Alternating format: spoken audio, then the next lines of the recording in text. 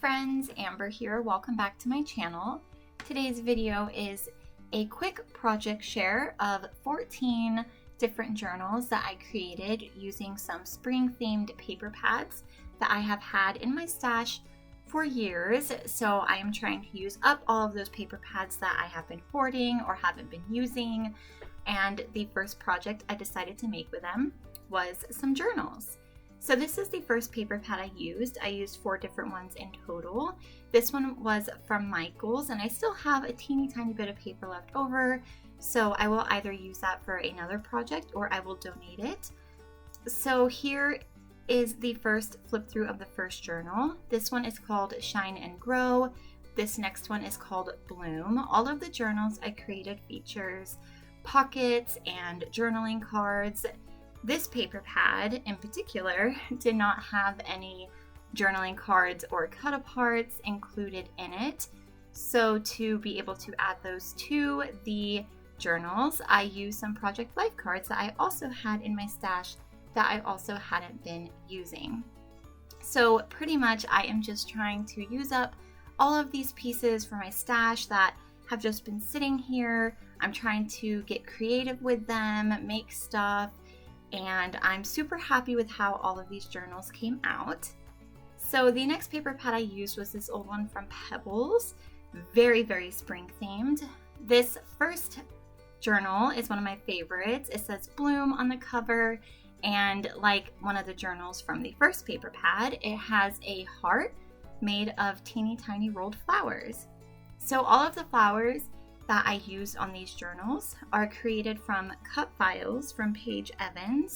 I will leave the link to those down below if you want to check them out. I love putting paper flowers on any and all of my projects. You can see that I included them on pretty much every journal here that I am sharing. So all of the journals have pockets. This paper pad had a lot of cut aparts, so I added quite a few to each journal. And I think it's super cute. I love the seed packets.